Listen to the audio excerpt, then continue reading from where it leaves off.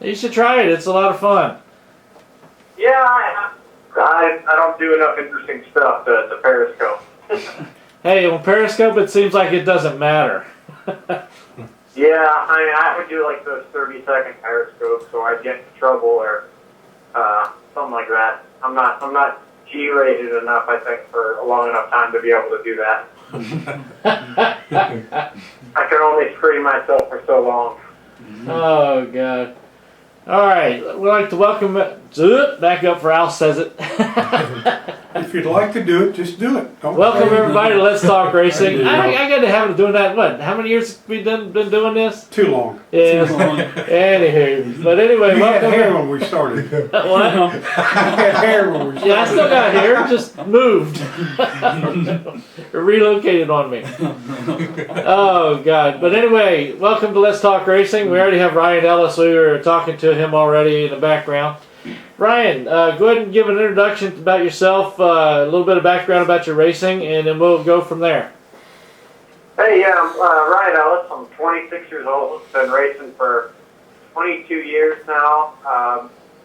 New to the NASCAR circuit, I guess, relatively. I mean, I've been just by my third or fourth year in it, and came from the road racing side. I'm just trying to establish myself as a full-time guy, whether it be in the truck, Xfinity, or Cup level. Got my first shot last year at the Cup Series level, so just trying to make that a little bit more permanent. Try to find a home for this year, and just trying to be a little bit more consistent with my rides. And like I said, just really have a home and try to be consistent every single week with the same team rather than hopping around like I have the last couple of years. Cool. Now, From Krystal, Hurr. Oh no, Figures. it's Krystal calling again. Quick, hurry up and answer you it. guys go ahead. There's noise in the room. What? Ryan, other than hang your on. racing, tell us more about where you live, where you're from, what did you do growing up? I mean, kind of expand upon a little bit about your background. Yeah, I mean, I grew up in Northern Virginia. I was born in California, but I don't remember too much about that. Lived in Northern Virginia my whole life. Went to pretty good through high school, went to college at George Mason University. Kind of trying to figure out a good way to have a backup plan if the racing thing didn't work out. And got a degree in marketing. And unfortunately, had to do that a little bit early. Moved down to North Carolina probably about 2 years ago. And didn't know anybody when I moved down here. Didn't have any friends, family, anything. Left everything behind. I mean, I was like a teacher, a third and fourth grade teacher. Was racing part-time when I lived in Northern Virginia. Moved down here and been just trying to make it and grind at it every single week. Huge Caps fan, so I watch hockey every single night. Actually on my way to play hockey right now. So got that starting at 7:30. That's the only reason I couldn't do the 7:45 interview. But yeah, I mean, outside of racing, just normal guy, and try to hang out with all the people I know down here, and still getting accustomed to North Carolina. So you're from Northern Virginia. I assume you're a Redskin fan?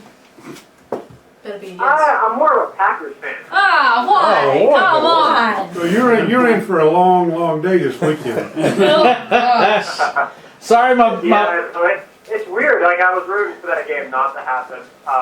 Really? Obviously, it's kind of a conflict of interest because I follow the Rangers. You know, I am a big fan of what they're doing with Tom Cousins and RG3 at Drama. That was pretty interesting a couple of years ago, and this year. So it's tough, and part of me's rooting for the Redskins, part of me's rooting for the Packers. But ultimately, if one of the two makes it to the Super Bowl, I'll be really happy. Well, my last question is this. Were you at Mason back when they made the Final Four, or are you a little younger than that? I think I was still in high school when they were in the Final Four, and I didn't even know that was really a big deal because that was only about 25 minutes from where I grew up, and I heard a lot about it, but didn't really think much of it. Not really a big basketball fan, but that kind of put us on the map. Yeah, it did, yeah. We really don't have college football or anything there, so all we had to ride on was basketball, and we kind of stuck with that as soon as I got there. Okay. Hey, Ryan, this is Collin Brown, local legend car driver in Virginia. So, Hey, man. so now that we're halfway through the off season, what have you been doing lately to prepare yourself for 2016? Cleaning up a lot of puppy crap. Does that make you a better driver? I I'd like to think so. It's lowest It's lower. It's about the lowest that I could possibly get. I got a dog probably 3 weeks ago today, and literally just finished taking him to the vet for a second vet appointment. So me and my girlfriend have just been busy. I've been like the housewife, maybe cleaning up the place while she's been at work every day and taking care of the dog. But luckily, he's old enough now. I'm able to get back on the grind and go to the gym a little bit more and work on proposals. But it's been pretty much hockey and dog crap for the last 2 weeks. So it's been a little bit different. So, what are your goals for this season, and what can you add to improve your team's performance? My goals this year are really just to have a full-time ride. It's so tough to have anything exist in this industry, especially if you're not, family backed or just have money yourself. So it's just a grind. We do have a meeting with our sponsor, Science Logic, to kind of lock down what they're looking to do. Coming into this season, we made our cup debut with them last year with Circle Sport Racing. So we're trying to place them with a good team. I know they want to be in the Cup Series, so we are working some deals there. But a lot of it does come down to how this chartering works out and how the NASCAR franchises deal with it. Because that's kind of a gray area for a lot of the teams right now, and they're kind of holding back contracts and drivers until they sort that out. Okay. Hey, this is Krystal Hurr. I said he came in late due to traffic, but I'm gonna have two questions. My first one will be, we tagged you from your Facebook page, and the puppy's adorable. What's the name for the fans to know? You wanna know what the name of the dog Andy. is? What? I don't know if that's Andy. I don't know if that's a typical dog name, but I don't know if any of you guys have ever watched Park and Recreation. It's an old show. We named him after Andy Dwyer, the main character on that show, because that character was actually framed after the characteristics of the dog. He was pretty fun-loving, stupid, and that's 90% of what my dog is. He's just uncoordinated, funny, hilarious, and most fun-loving guy you'll ever meet. My dog's the same way, so I can feel you on that. My second question would be, is the tracks that you visit. Do you have a favorite track that you like to go and race at?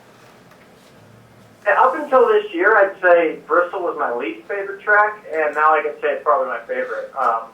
It's one of those tracks that really does lend itself to experience. A lot of the tracks we go to, especially with a mile and a half, are so easy to drive nowadays that it's a nice, refreshing feeling to go to a track you really have to drive really hard, and you never really get off the wheel. And Bristol is a track that you're just pretty much in a blender for 2.5, 3 hours. And it was a lot of fun to get there. I got to run the double there last year in trucks and Xfinity. And really didn't figure the track out, I think, until about halfway through the Xfinity race. And as soon as I got it down, it was a very rhythmic feeling. And I just can't wait to get back there this year. The other question I asked, which is funny, you mentioned your least favorite. I always ask, is there a track that you don't like to go to, that either you don't race good at or you don't like? Kentucky. Definitely Kentucky or Kansas. I don't like the mile and a half because, especially in trucks and Xfinity, you're pretty much flat out. You don't even lift. You just hold your puddle down, and if you have bad equipment or you're a lower funded team, you're kind of just screwed. Yeah. You could be 2 seconds off, and there's nothing you can do about it. Especially Kentucky, just because it's so bumpy that you're running around in like 30th place, and your teeth are falling out, and you feel like you're concussed. Even like on a short qualifying run. But I just heard yesterday they're repaving that, so very excited to go back there and not have to go to the chiropractor after.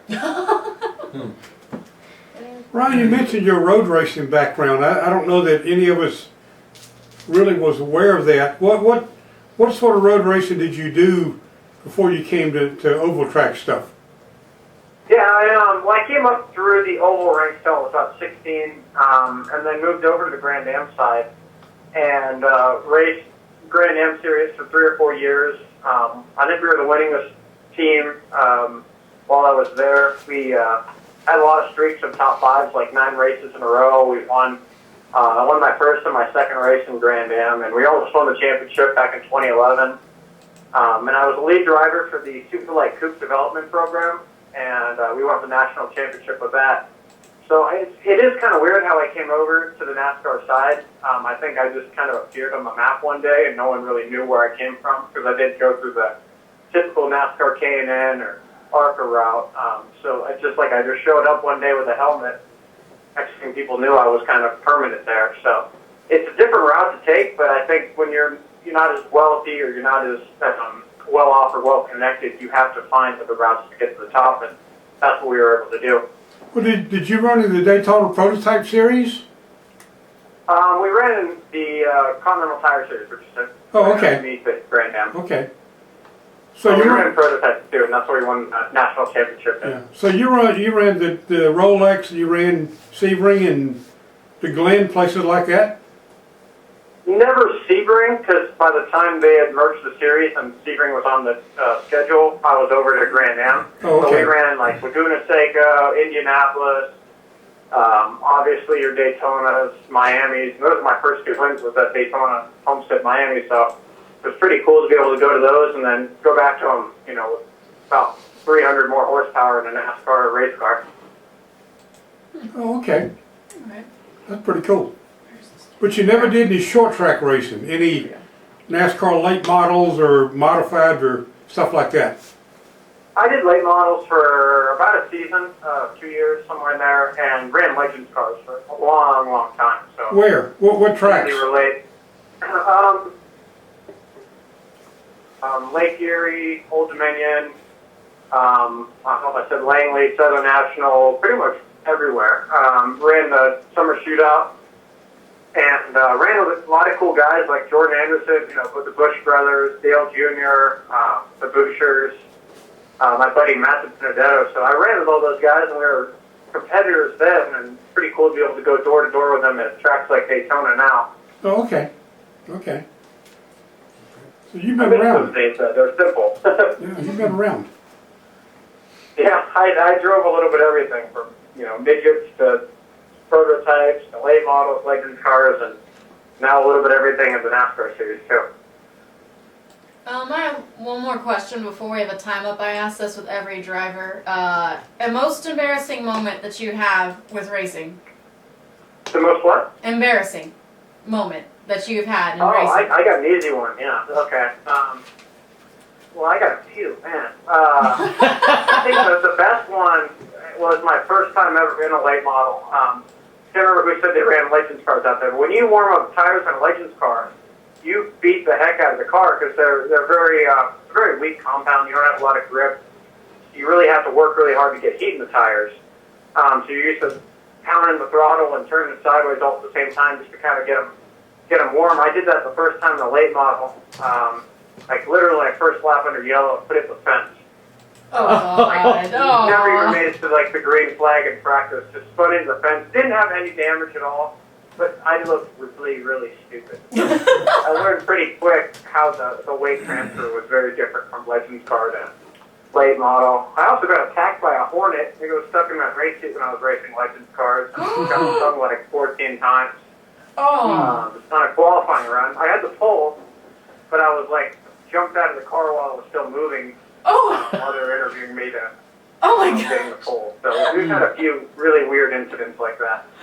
Oh my gosh, this is great. Now that has to be the first one I've heard. That's the first. Get a hornet stuck in your suit. I didn't even know it was possible. I thought it was a metal shard that was stuck in my back. So I drove my butt off.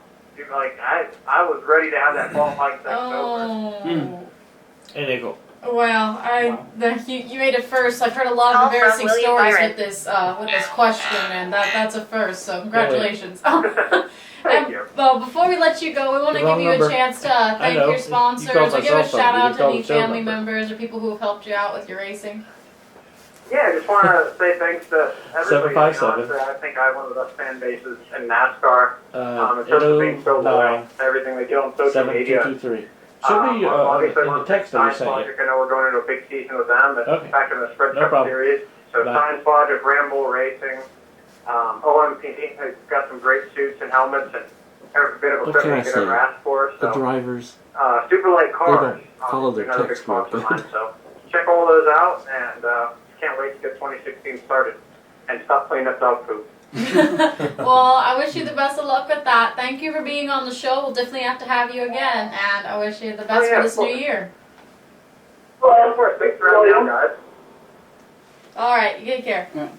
Hi, William. It's Let's Talk Racing. How you doing tonight? Good. You're doing all right. We're glad to hear. Before we get started with any questions, tell us a little bit about yourself and what all you've done with racing for people who. What just happened? Oh, sorry, we're having a little bit of a phone difficulty. If you could give us your background with racing and what all you've done so far up to this point for people who are new to you, and so they can learn something about you. Yeah. So I started racing when I was 15 years old, racing legend cars in Charlotte Motor Speedway in the Carolinas, and after that I moved up into the late models with Junior Motorsports and raced those for about a year until I moved up to the K&N Pro Series this past year and won the K&N Pro Series East Championship, and so that was definitely a good experience, and I'm just kind of taking it one step at a time because I'm new to it, so it's been a lot of fun. All right, hey William, it's Collin Brad. We met back at the Liberty Homecoming game. I think I gave you one of my business cards actually. Yeah. So, they just had the banquet down at the Hall of Fame. How did you enjoy the championship week at the Hall of Fame? And tell us what kind of activities they had planned for you and any cool things that happened. Yeah, it's it was definitely a good experience. I was able to give a speech and everything, and have our whole team there with the car, and that was really cool for everybody to experience that. So it's definitely hopefully more to come in the future, and it was good to have that whole experience and get to celebrate our year. So we're definitely excited about it.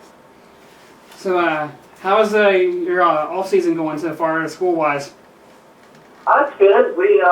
I go to high school still, so I'm in my second semester of my last year, senior year. So I just got back in school on Monday, so it's been good, and just been doing some racing things and trying to stay up to date. But nothing much, just much family things and stuff like that. So tell us about your plans for next year running the truck series, and how much seat time have you had so far in the truck, and how much practice do you have planned before the season starts next season? Yeah, so I've only had like one race in the truck, but other than that, we're just trying to get ready through a couple of various things, going by the shop, talking to my guys and stuff like that.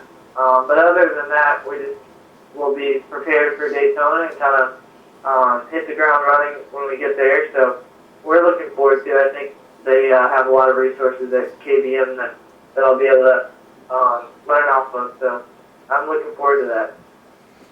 So what do you think about Kyle winning the Cup Championship, and have you talked to him about putting some of that championship money into your truck for this year?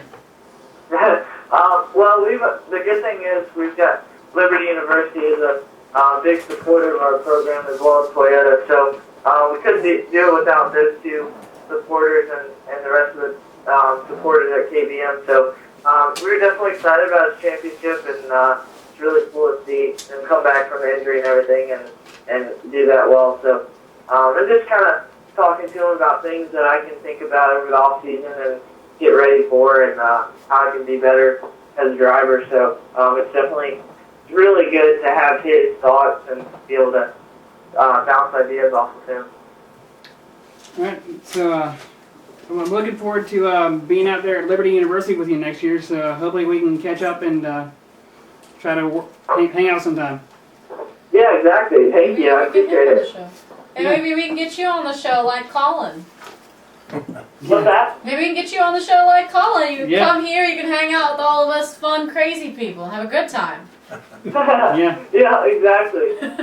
Yeah. Well, hey, William, this is Scott Brown, and folks that may not be that familiar, with you by name at this point really need to start following your career, because, I mean, I think it's amazing that people don't know. I mean, I'm sure people don't know, but your interest in racing started with iRacing, and then you just kind of went from there and decided, hey, I think I can do this.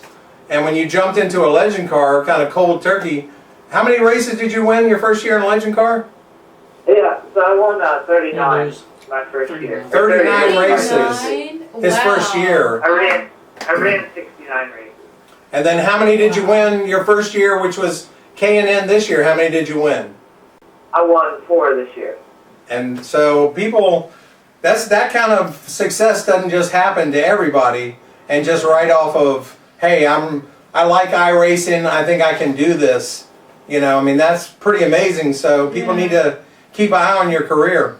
That is Right. That's, Thank you. That's impressive. You won over half of your races in your first year. That's awesome. I applaud that. That's excellent. Wow. Thank you. Maybe you're back in the wrong driver. Hey, Yeah, well, obviously. hey, William, I don't know if you remember when you and your father were checking in at Langley for the K&N Yeah. race. I came up to y'all and I said, "Well, you're the first driver I've seen, so you're going to win," and you did. Right. Exactly. Well, Roger has that luck with drivers. Usually the driver that he goes up to and says, "Good luck winning tonight," or "You're going to win tonight," they usually do. So whenever you're at Langley, you want to run into Roger, okay? Thank you. You're welcome. Awesome. Yeah, where are you from? Where do you live now? What's your? I mean, just give me some background on you, other than being a race car driver. Yeah, so I live in Charlotte, North Carolina, and I've gone to regular school for my whole life, but I've been interested in racing as a fan, and that's kind of been what my passion was. I've played other sports and stuff like that, but nothing kind of interested me as much as racing. So I've been a full-time student and balanced that, and just always lived in Charlotte, so it's been good to be close to the racing community. So you're from Charlotte all the time. Yeah. All right. Big question of the night. Be careful now. Oh, boy. Okay. Do the Panthers have a chance at all? They have a definite chance. I'm a big Panthers fan, so I always have been. So yeah, I don't think you can be 15-1. I don't think anybody has a better record. So I guess we'll let their record speak for itself right now. But we'll see what happens. Hey, that makes two of us, William. Two Panther fans. There you go. I'm not getting into that. I do have a question though. With what racing you have done, do you have a favorite track you like to race at? Yeah, I'd say probably. That's a tough one. I think the next one, because I try and think the most positive about each track. But the one I've liked the most so far is probably Kentucky, just because it was really fast and there's a lot to learn. So that was probably the coolest place. Now, this is a question I like to ask, mainly because Collin mentioned it. Is there, when you meet fans and you're getting to meet people who come to see you at races, what's something a fan could do to stand out so that if you saw them at another track, you would recognize or remember them? Or do you have a story about a fan that maybe might have done something different? I don't know. I mean, I guess the ones that tweet to me or contact me or take a picture, like put it on Instagram or Twitter. Those are the ones I kind of remember. I try and make an impression on everybody. So, but yeah, it's hard to remember everybody. But I think if they have a picture or something like that, it's probably a good way to remember it. If they have William Byron gear on or something, so that helps too.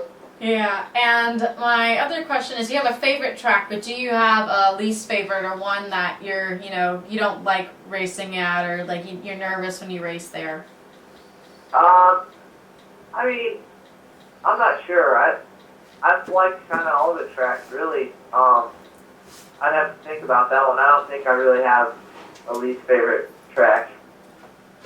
Well, that's a good mentality to have. Like, some people don't have a favorite. It's funny when you said your favorite was Kentucky, and the other driver was like, "No, I don't like driving at Kentucky." So it's interesting to see which ones, because I've also had a driver say, "I don't let myself have a favorite track. I go to every track with an open mind and a clear mind to race my best." And so it's interesting to see other drivers, and I like hearing favorites, especially if we hear someone say Langley or one that's nearby that we've been to a lot. It's nice to hear what the drivers think about it, because fans obviously have a favorite that they like to go to. It's interesting to hear what the drivers have to say when they go to certain tracks and which ones they like and why.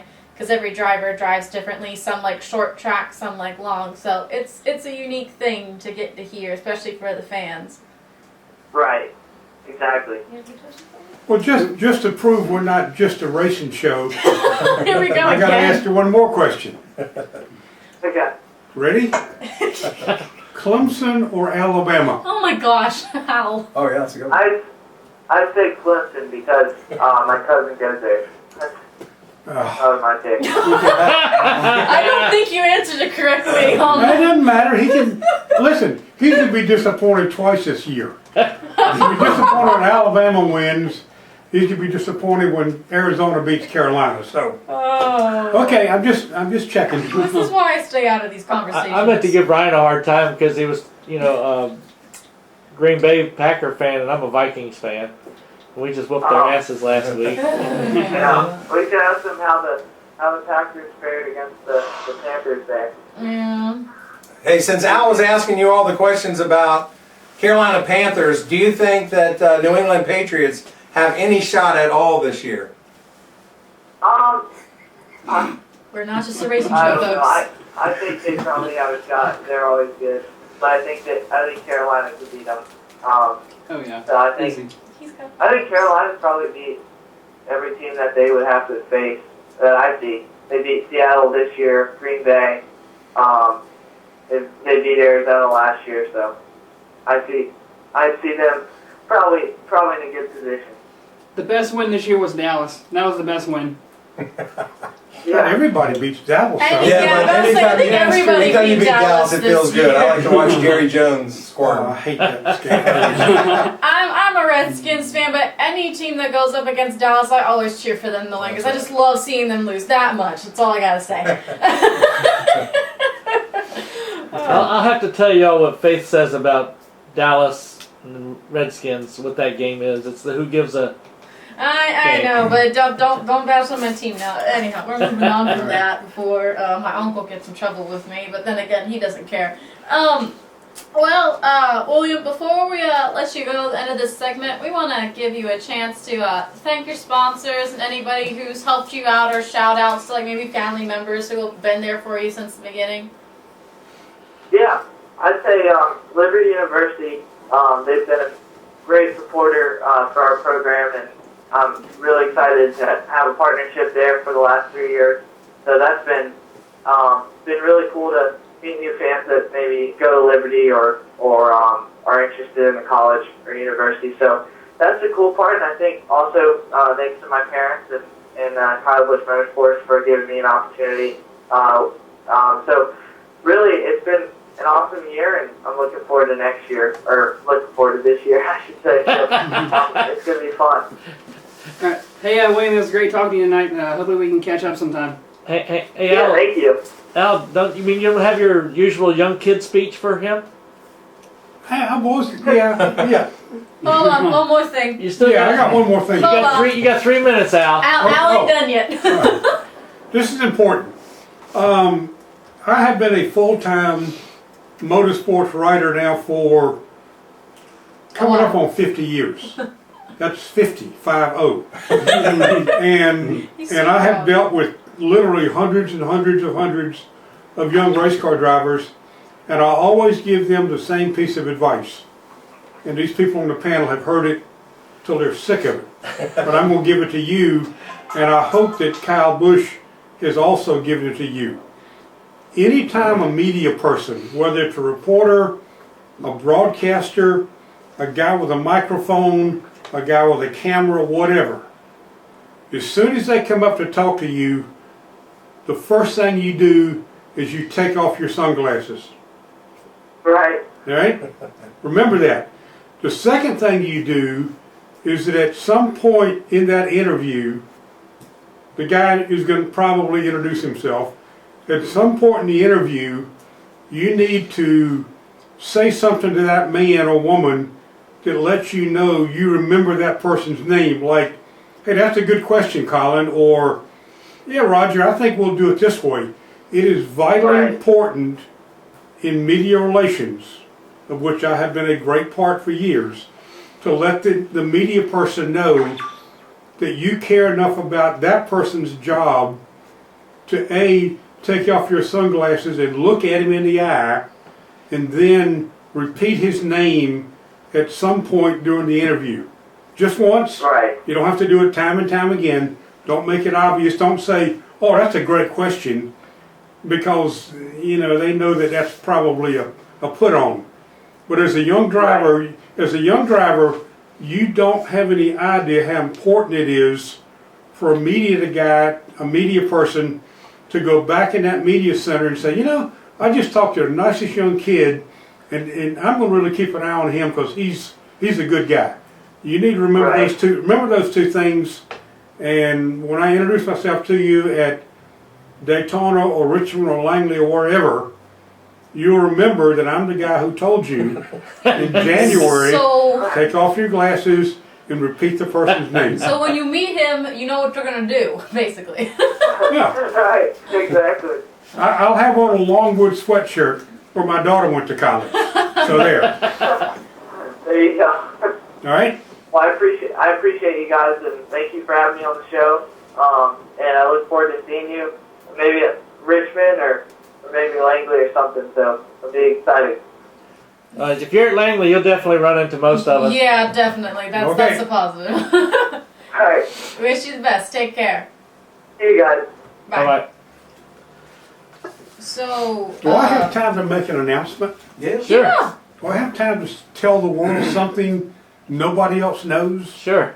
definitely. I just got an email from the Kyle Petty charity ride Ooh. revealing this year's route, where we're going, Oh. where we're staying, In-N-Out Burger. and there will be one in, believe I me, love how Collin knows. there will be many of them. There'll be many of them. The charity ride begins on Saturday, April the 29th, maybe. I don't even have a calendar. Breaking But news, anyway. ladies and gentlemen. Or maybe it's May the 1st. You got a calendar, Roger? He's bringing one up right there Okay. on the May screen. 1st start is a Sunday. It was a Sunday, No, Sunday, back up, Sunday. back up then. Then you've got April 1st is a Friday. Okay, we leave on a Saturday morning, May the 1st. Is that right? no. No, March? Sunday. Do you mean March? No. It'll be April the 30th. Okay. Okay, For a Sa- we for a leave, Saturday. right, we leave April 30th from Palm Springs, Oh. California, and we go to Phoenix, Arizona, where there are so many In-N-Out burgers. You're gonna you be can't possibly you're gonna be in Get back on the In-N-Out plane. Burger heaven. drive by one. You're gonna be in In-N-Out Burger I'm going to heaven. be getting pictures and emails from Al. In-N-Out Burger 1, In-N-Out Burger 2, The In-N-Out next Burger day, 3. Sunday, May the 1st, 2nd. May the 1st is Sunday. Okay, Sunday, May 1st, we go from Phoenix to El Paso. Oh. Monday, we go from El Paso to a town called Lajitas, Lajitas. Kind of like Lajitas, fajitas with an L. Lajitas, Texas. Yeah, I guess you could say. Tuesday, we go from Lajitas to San Antonio. Wednesday, the middle of that week, we in San Antonio all day. We don't go anywhere. We stay Alright. right there at the hotel. Cool. Wow. And probably, There's the probably San something Antonio going. Spurs will probably be in the I playoffs say, watch a Spurs game. at that same time, right? Well, On Thursday, we go from San Antonio to Beaumont, Texas. And then the ride ends on Friday, May the 7th or 6th in Biloxi, Mississippi. well. So, All right. nobody knows that except The Just people go right listening now. in. So it's a Right. good Right decision here. that you watched. Or y'all. anybody that's watching. it's secret. Yeah. It will So soon be in hush, Autoweek. hush. So if anybody wants to set their lawn chair out and That's right, Early. you come by. next to the highway, Watch us come by, all 150 of us. Gary Hill, artist of racing. You mind telling me some information on that, Roger? Yeah, I know Gary. Gary Cool. knows me. There you Doesn't go. matter which one you want me to use. No, it doesn't matter. Well, I still want to know some You want information. me to do the shop or the Do sell? the shop first. Roger, let's see. What all does he do? You know Sam Bass? Yeah. Think of Sam Bass. Okay. Well, this is a poor man's sandbag. Yeah. Attention, a phone number in your Magic Jacket. Okay, well. I think that's a no. Try the other one then. Let's cross our fingers. No, say the a other prayer. phone. Use the other phone. This one. Good. We're switching phones.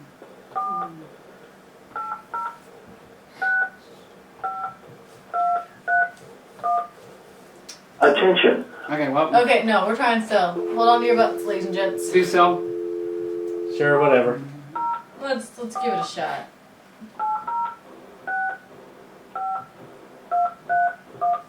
Attention. A phone I don't know number. what I'm doing wrong. What is wrong with that? I'm He's pressing pushing it. it in right. Are you He's doing. pushing a one? I'm doing it right. Are you pushing one Oh, that's first? probably not what I'm not doing right. No, don't push a one. Oh Don't no, push he it. wasn't. Don't push a one. He Okay, I wasn't. wasn't doing the one. Well, you got a dial tone that time. Get a dial tone and dial it again. He's putting it in right. I'm watching the number and he's not putting a one. How many people does it take to call someone? Attention. A phone number in your. Okay, well. Okay, What is Roger. it? I gotta listen to see what it's saying. But Text him and see if he'll call you. How about that?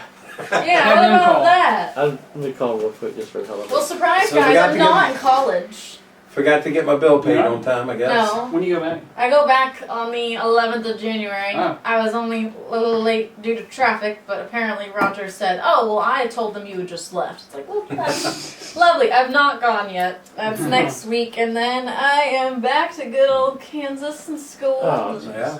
Well, Kansas City Chiefs in the playoffs. Yeah. They are, and They're good. they got Yeah, the they are wild getting card, good. and They've won 10 or 11. They 9 won't or get 10 a home games in a game, row. so that's bad news for you. Yeah. Unless Yeah. things fell right, I guess. I mean, a lot of people have gone What- to those. Top What it secret is, get it was a eliminated. reminder that one of the phone numbers, it's a Magic Jack system, you renew it every 5 years. It was telling me one of them was coming up for renewal. Well, Well, that's we're nice trying to for- make a call. Yeah, Well- we need that advertisement every time we get a call. Yeah. I mean, Yes, this is Gary around. This is Roger with Let's Talk Racing. Okay? Go to the 809-7223 line. you deal with that. Hey, Gary, stand by a second. Let me switch you Alright, over this here. one. Okay. Okay? Go ahead and take him. Just go ahead and speak it. Hello? Do we have you? Hello. There you got him. Hello? Gary, you there? Gary, you there? Yes, sir. Yay, alright, winner. Hi Gary, this is Let's Talk Racing. We're probably, hello? You're live. Keep Come on. going. I know, but I'm not getting anything. Are you there? Yeah? Yeah. Well, maybe, I don't know. We're trying to talk to you, but, we're having some technical difficulties apparently. No, it's crystal you difficult. just sound a little distant, but that's okay. Oh, okay. Oh, I can talk louder and get closer, trust me. I was saying hi and welcome to the show. Thank you very much. We're glad to have you. Gary, do you mind telling us a little bit about yourself? It says here you're an artist of racing. Do you mind talking a little bit about your artwork and maybe things that inspire you? Sure, we can do that. I've been professionally involved in motorsports for 35 years and make a living as a motorsports artist. Also involved with some sports management in terms of teams and drivers. But the core business is motorsports art. And motorsports is a passion. Racing is a passion. I grew up with racing. My father worked in the 50s and 60s at Bowman Gray Stadium in Winston-Salem on NASCAR modified. So, you know, I grew up with race cars. And it's a bit of a story, but it all worked out. I tried to be a driver back in the 1970s, but I also went to school and learned art. And I'm fortunate that I'm able to combine the two passions of my life, art and cars. Yeah, that's pretty awesome. Wow. Hey Gary, this is somebody you know. This is Al Pearce. Hey, Al. How you doing? Quite well. How about yourself? I'm just couldn't be any better unless I tried. Since I'm the only old guy in this room, and you're the other old guy on the telephone line, let me ask you a question that I get asked a lot. That's good. And you and I have talked about this in media centers from time to time. I'm curious is when people come up to me and say, man, racing ain't like it used to be. It's so much better 25 years ago. It's so much better 30 years ago. How do you respond to that? Because you, like you said earlier, you've been around it forever. And you were there when Richard and David and Cale and Donnie and those guys were going at it. You've been there when Gordon came in. You've been there since the new kids have now come in. Gary, is it better now, or was it better in the 60s and 70s when we sort of got to know each other? Well, let me preface a little bit of what you said. My first trip to Daytona was 1956 with my father. Now, that was 3 years before Daytona Speedway opened and the first Daytona 500 and cars were still racing on the beach. Right. Now, I was 3 years old. Do I remember that? No. But just to lend credence to what I'm going to say in response to your question, racing compared today as to what it used to be, how do you answer that? I'm not really sure, except to say, having seen 6 decades of racing, being involved personally half of my life in racing, racing today is great. If anything, we get bombarded with more news, so we're able to dissect the sport better than we used to be able to. But that being said, when people say, let's take NASCAR for example, that's always the chicken boy. NASCAR in the 60s and 70s, let's see, I think it was 1965, and Ned Jarrett won the Southern 500 by 14 laps. Wasn't that exciting? Now, wasn't it exciting in the 60s and 70s when half the field didn't finish because the equipment just wouldn't stand up for 500 miles? Wasn't it exciting when we got a 500-mile race, and midway through the race, the guys rode just trying to salvage their equipment so that they might be there at the end? And if you look at qualifying times back then, there might be 10 plus seconds or more between the first car and the 40th car, or sometimes back then there were 50 cars. So, you know, I don't understand the beef about the racing today. The racing today is great. It's never going to be perfect. It is what it is. It's mechanical, and then you've got the human element. And then that, to me, is what makes it exciting is the human element.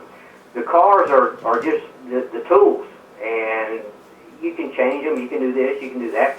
But the passion that I see in the garage is the same passion that was there, and you know, we're coming up on the 100th anniversary of the Indy 500, so that would have been 1916. Mm-hmm. So the same passion is still there today, 100 years later. The equipment's changed. So when people come, to answer your question, Al, when people come up and say, you know, racing's not like it used to be, and I say, well, what's not? And then I give them the examples that I gave you about how things just weren't the way they were in terms of equipment. And, you know, people, it was a simpler time, and they were entertained by simpler races. That being said, then I say, well, you tell me what is the same. I say, do you have a cell phone? Well, sure. I said, well, if you want things the way it was in the 60s and 70s, throw your cell phone in the trash. Do you have a microwave? Yeah. Well, go home and rip it out of the wall because you certainly don't need that. Do you have 200 channels on your TV Plus?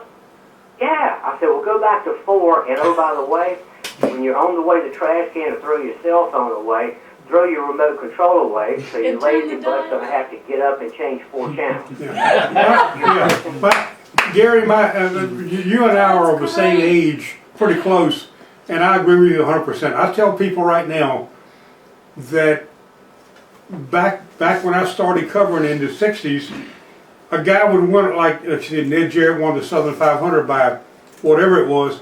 I said back then you would figure on if you could beat Petty or you could beat Pearson or you could beat the Wood Brothers, that's all you had to worry about. And maybe Junior's car when he came back. Nowadays, the depth of competition is so much deeper. Mm-hmm. You go so far into the grid before you come to cars that most likely can't win. But here's what else I think, Gary, and you may agree or not. I think the longer people get away from their first experience with racing, the longer you get away from the black and white TV days, the longer you get away from the years when Richard and Cale and David and all were in their early late to mid-40s, when everything was new and fresh and young, everybody thinks that was the golden era. I mean, I still think that the great days of rock and roll were Elvis and Jerry Lee Lewis and Fats Domino and Little Richard and those guys. And I like the Eagles and I like the Rolling Stones. But this new crowd, to me, and I'm 70-some years old, they don't appeal to me. And I wonder whether people's memories and their fondness for what they remember when they were younger is why they think it was better back then. And that, you know, everybody looks at the past and with rose-colored glasses, and you know, I'm 62 going on 63, and I will tell you, I'll preface that by saying I still have a competition license, if that tells you anything, with SCCA. But you know, I'm not one of these guys that tries to be hip or young or whatever the current term is, but there is great music out there. I just discovered Bank today. What is it, Searching for a Thread or Hanging for, I can't remember the name of the song. It's an excellent song. So, you know, it's all relative. And if you don't change with the time, you got to use your head about stuff, but nothing stays the same. So you can sit at home and wear the couch out and say, oh man, you know, it ain't what it used to be, blah, blah, blah, blah, blah. Or you can get up off your butt like my wife and I do after 34 years of marriage, and we'll go out and hit a tavern or catch a couple of bands on the weekends that we're not on a racetrack. Mm-hmm. So it's all relative as to where your mind is and what you think, you know, you are.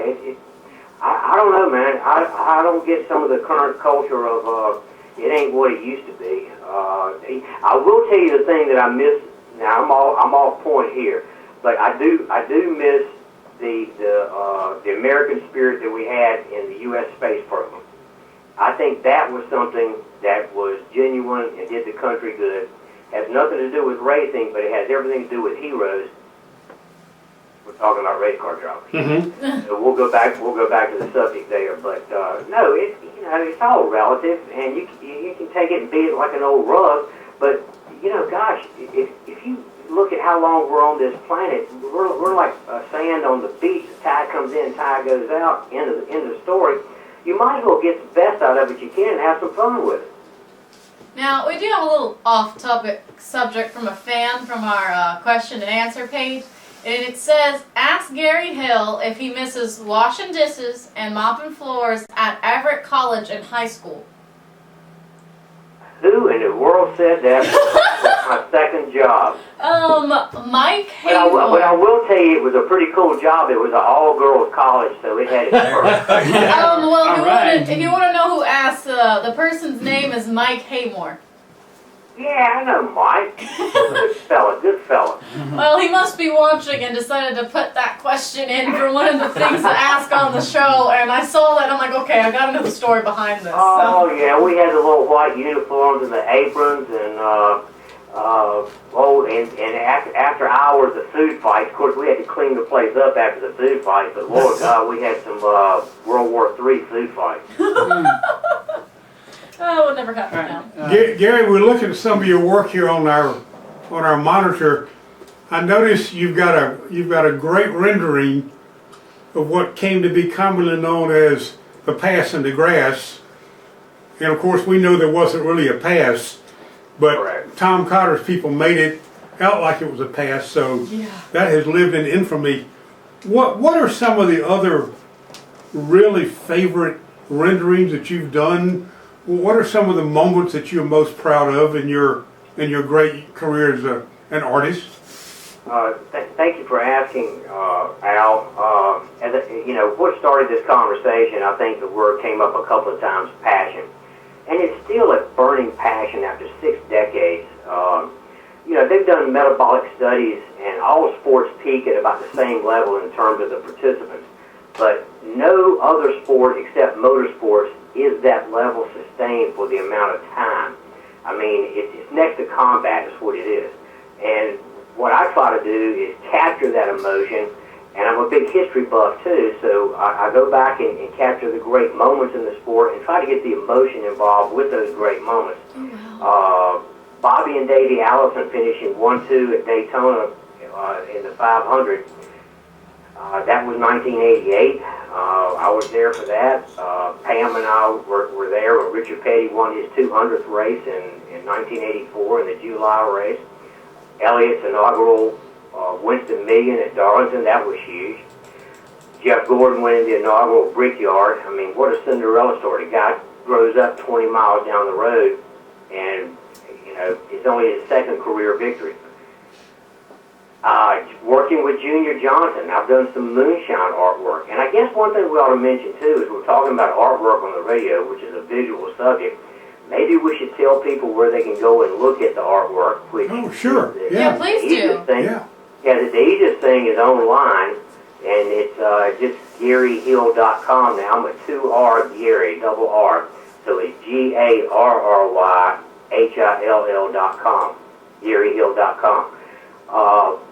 Let's see, the Moonshine Prince with Junior Johnson, working with Junior. Gosh, that was just so special.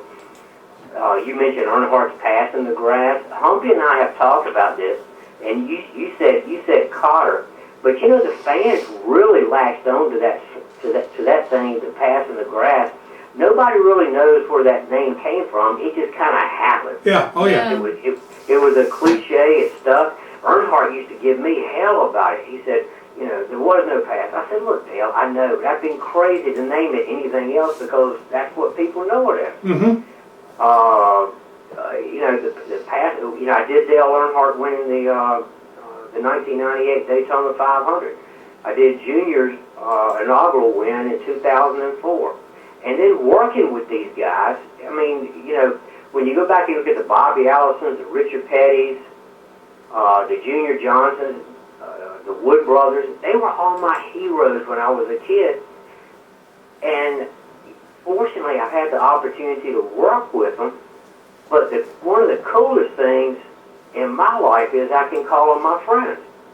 And I'll tell you, a couple of weeks ago when we lost Judy Allison, that was tough. That was like losing a family member. Yeah. And it's just amazing what this sport has given me. I'm currently working with Mario Andretti. I'm doing the 1967 Daytona 500. That will be an original painting and limited edition prints autographed by Mario. Now that's one thing we haven't talked about either. Wow. All of these prints are autographed by the people who made history. Wow. So you get the great moment in motorsports plus a hand signed, not a printed, but a hand signed autograph on the print. That's awesome. Go ahead. Yeah, you know Mike Embry, don't you, from Spartanburg? Yeah, I think a lot of them are. Mike is driving. Mike emailed me today. Mike and I are going to go to Judy's service in Mooresville on Saturday, by the way. Mike is driving to Nazareth next week to do a 2-hour sit-down USA Today Q&A with Mario. Wow. Fantastic. Yeah, and that'll be great. And another thing I want to ask you, obviously you were there and I was there, but people forget on Petty's last victory at Daytona that day, Cale did not finish second that day. That is correct. Because Cale assumed that the yellow flag, he just did not realize the yellow came out before the white, and so he basically went down pit road on what would have been the white flag lap and did not finish second that day. That's correct. If memory serves, I think Harry Gant was running third and ended up second. Yeah, you're exactly right. But you're more. And boy, I think a big trivia question is what brought out the checkered, what brought out the caution flag, and Doug Hevron. Doug Hevron down in turn one, yeah, down in the grass in turn one went over. I think once, maybe twice, but. Oh yeah, he went ahead and did it up. Yeah. But that was one of the great finishes. And I wonder, Gary, whether people who say, yeah man, racing was better back then, they remember that finish, but they may not remember that a week later somebody might have won by 3 laps at Pocono or something like that. So. Well, you take that race for example. Ellis finished under caution. Yeah, right. 200th race. Right. the winningest driver in NASCAR history, his final victory, and it ends on the caution. Yeah. Nobody had a problem with that. Yeah. And I will say I still miss 500-mile races. I think if it's posted, advertised, promoted as 500 miles, I'd like to see it 500 miles. Well, baseball games are 9 innings until they're not. So, Yeah, that's a good. and Super Bowls are 60 minutes until they're not. So, Yeah. yeah, I can sort of. Now that being said, we can take the conversation a different direction in terms of comparing today to yesterday. The one thing that I don't want NASCAR, IndyCar, Formula One, or any form of the sport to lose track of is that we are racing. We're not the NFL, Right. We're not the NBA, we're not Major League Baseball. We're different. You need to dance with the one who brung you, and the form of the sport that got us here is what people want to see. Yep. So then, why do they call the Daytona 500 the Super Bowl of stock car racing? Well, that's kind of like a passing graph. Yeah, right. Yeah. Yeah. What are you it just going to do started. about it? You know? Yeah. You think you're you'll right. ever see the World 600 back in? I'm sorry? You ever get to see the World 600 back in racing again? Where you get the 600 lap race? Oh, never a 600 laps. Well, you used to have 600 miles. Well, 600 miles rather. In Charlotte, yeah, they still do that. Okay. They used to do it at Michigan, but they decided that's just too much. So, jump in there with a question, young man. I was like, oh, We got Jerry. We got one young guy here who's not old enough to remember much to ask a question about. We've been talking NASCAR. I'm also involved in sports car racing and IndyCar racing. I dabble a bit in sports management, and we leave. I say we. My wife is involved with the business as well. We leave tomorrow for Daytona for testing for the Daytona 24 Hours, the Royal before the 24. Okay. And we're involved with the Action Express team, who is a two-time IMSA champion back-to-back, and the Mustang sampling sponsorship on the 5 car, the Mustang sampling Action Express Corvette Daytona prototype. The owners of Mustang sampling are some of my best art clients. And I was able to broker the sponsorship and bring sponsorship to Action Express. So we're involved in that part of the sport also. And I'm also involved with Ray All Letterman Lanigan in IndyCar racing. So, like I said, it's a passion, man. There's other aspects of this business. I just got one question. You mentioned Action Express. I guess for at least 1 year, maybe 2, Elton Sawyer worked with that team. Yes. And Elton, of course, is from up here and raced at Langley Speedway, which is 5 miles from here. I've known Elton since he was a high school kid, and I'm going to do an Autoweek story coming up not long from now about how a guy that was a late model short track champion went to become an integral part of a sports car winning championship program. So, hey, you know who else is involved, an integral part of that team? well, Gary Nelson, I think, still there. Gary Nelson he's over both cars. It's Yeah. a 2-car team. It's the Wheeling number 31 car and the Mustang sampling 5 car, both Daytona Corvette prototypes. Yeah. Gary's over both cars. Yeah. But Mike Hill does all the assembly on the transmissions, rear end, and Elton brought him in, and Mike still lives up in Ingle Hollow because he's an old Junior Johnson boy. Oh yeah. And when Elton called him, Mike turned him down a couple of times, and then finally Elton was persistent and called him again, and Mike said, "Well, I guess I can work on them, but I'm just not sure because the engine's in the trunk." Oh my gosh. Oh goodness. Hey, Gary, this is Collin Brown, local legend car driver in Virginia. I just have one last question. Yes, sir. So, how's the market for NASCAR art doing, and how has it changed over the past 10 to 15 years? And do you still have good demand for your artwork? Yeah, Paul. We do, but it is a niche market.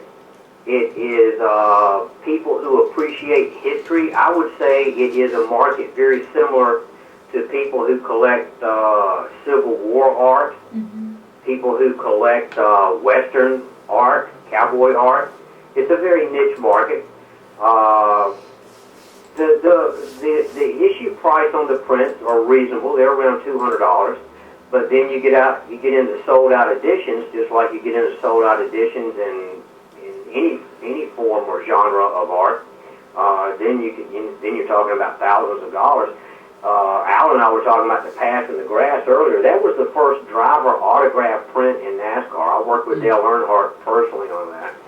And when those prints came out, they were $150. We published 500 prints. They sold well, and they sold out.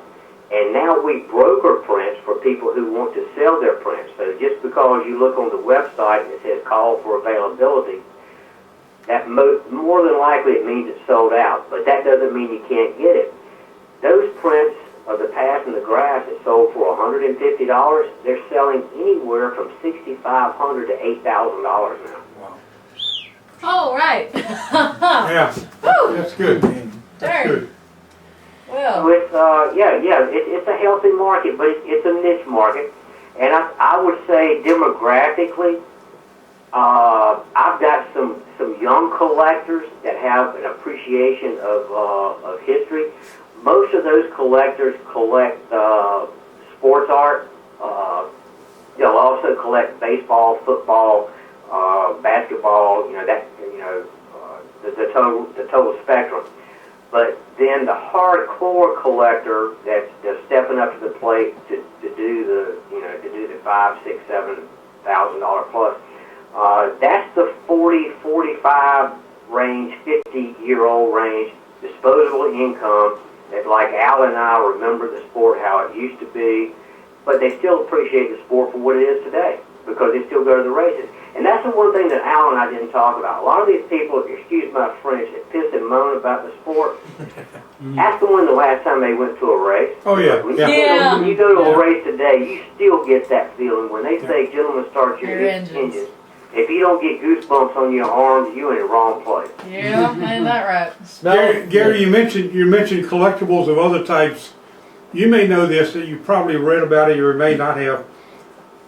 In May, coming up at Monte Carlo, the Sotheby's auction people are going to auction a white Simpson helmet, autographed in person, not by an agent, not by a neighbor, auctioned by the 20 living Formula One world champions, plus Phil Hill and Sir Jack Brabham. No way. So I've got a helmet signed by 22 F1 champions, and it will be Monte Carlo. It will be sold in Monte Carlo with all the money going to charity. So Wow. I'm hoping that brings a little money. And believe me, you got to believe me when I tell you this, I will not receive a nickel from that helmet. It took me about 3 years, and I traveled the world to get it, literally. Sure. And I've got Michael Schumacher and Mario Andretti and Nelson Piquet. Wow.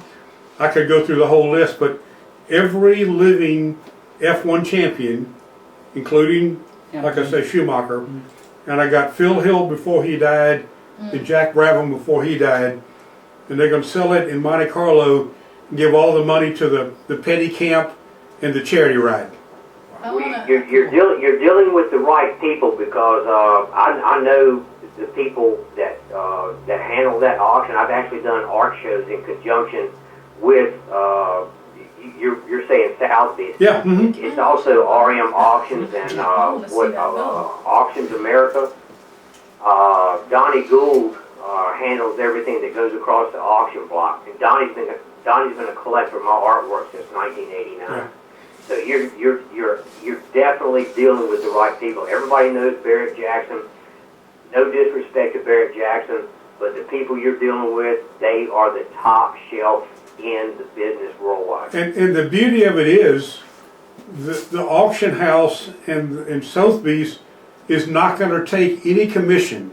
every nickel, if that helmet sells for $30,000, $30,000 will go between the petty camp and the charity ride. If it sells for $100,000, the money will be divided, and the auction house itself will not take a nickel. I like that. So I mean, I really hope somebody buys that knows what they're getting, because $30,000 is way too cheap. Thank you. I was like, I hope you're right. Yeah. I'm like 30,000. Really? It's gonna go for more than that. I would hope. Yeah. Oh my gosh. Find yeah. a real You think And- 7 find a figures. real good collector, $1 million or $2 million. And I will not get a nickel. Every Can I watch this auction off live? I just want to see how much it goes for. I'm a little excited to see this. And I got on airplanes and I flew and I rode overnight trains and I went through the Channel and I rode buses through Europe for 3 years, off and on. Yeah. And I got every one of them. I got That's every. impressive. I got Lewis Hamilton. I got Jensen Button. So if you were Jackie Stewart. collectible, now whole you crowd. know where you can get a helmet signed by all those amazing What was people. that date again, Al? Whatever Monte Carlo F1 weekend is, Monte Carlo F1. the weekend of the Monte Carlo So- Formula I think One it's race. usually the same We'll weekend. look that up and maybe Yeah. see It's if we can usually the get that same up weekend there. as the 600. Do what? I usually run that the same weekend as the 600, like that morning. Yeah, it's pretty close. Yeah, Yeah. that one big weekend where they have everything. They Yeah, have that's the usually Indy, like right. Indy 6 in the morning. 500, the 600. and Gary, then I'm the- looking forward to seeing you in Daytona next month. Oh yeah, I'm going to live in Florida for about the next 90 days. We're doing as I said, we're leaving tomorrow for the test for the 24, the roar before the 24. Then we'll be back for the 24 hours, and hoping to do the hat trick with the Action Express team. They've won the Daytona 24 twice. Yeah, I know. Our third drive, we've got Christian Fittipaldi. Mm-hmm. We've got Joao Barboza. Those are our core drivers. Right. They'll be in the car all year. But then when we run the longer races, the 12-hour races, the 10-hour, the 24, for the 24, we've got Scott Pruitt. He replaces Sebastian Bourdais. We had Bourdais last year. But Scott Pruitt is coming on board as a one-race deal because he's trying to get his 6th win in the Daytona 24, and then that would put him 1 win up over Hurley Haywood. Oh, okay. So Yeah. that's going to be something pretty exciting to watch. Looking forward to seeing you. Y'all have safe travels down there. Be careful. And I'll do my part. It's the other guy. Everybody. well, that's what everybody says. We want to thank you for calling and coming on the show. And after you get some more artwork up and get to work with more drivers, we'd love to have you back on again for you to talk more about that. It was a pleasure having you on tonight. Thank you very much, and you guys hammer down. All right. Gary, thanks so much. Take You care. didn't even ask him about In-N-Out burgers or nothing. No, he's been everywhere. He knows. He knows He about all knows that where all the good good food. food is. I'm like Johnny Cash, man. I've been everywhere, man. There you go. I bet you've had In-N-Out burgers until you, like the rest of us, when you go out west, you got to have an In-N-Out burger. So Oh, yeah. It's still on Stayed my list. Lots of hotels and the whole 9 yards. Yeah. Renting cars. We didn't even get. Anyway, it was nice having you on, Gary. I'll talk with you some more later too. Okay. All right, thank you now. take care, Gary. Bye bye. Bye. All right, that's good. We didn't even get any That's real good. racing news in yet.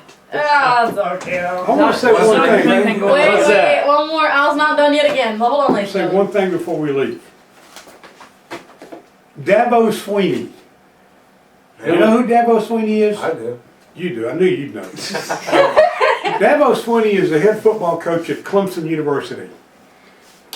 K-L-E-M-P-S-O-N. Clemson. I wish Dabo Sweeney would shut the hell up. I'm tired of hearing about how nobody respects us. Nobody thinks we belong on the same field with Alabama. Nobody thinks we're good enough to be in this playoff. The whole world's against us. We've been underrated and underappreciated all year. Shut up. Just crying that river, isn't he? You've been #1 in the country since, I think, Week 1. week 1 or week 2. And unbeaten. And Yeah. unbeaten. And the bowl committee had you #1 from day one. For you to stand there and tell them goons of yours that nobody loves us, that it's us against the world, that's just a crock. Shut up, Dabo. I think you've been called out. I hope Alabama beats him by 100. They won't.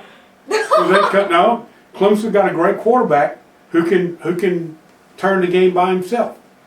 But I'm tired of hearing Dabo get on radio and TV and say, "Well, boy, nobody thinks we have a shot. It's just us against the world. Just these 100 guys in the locker room." It would really be cool if I had his number. Said, hey, Shut up, Dabo. Yeah. Well, maybe we can tag him on the link and be like, we mentioned your team about you being against the world, and one of our people has some words for you. Shut up and get a real name. Well, that's how we're ending the show tonight, folks. Thanks for watching.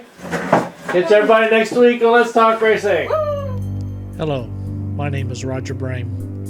With the help of Chrissy and Michelle, I hope to educate you in the cruelty of animals that are all across this country in the animal shelters.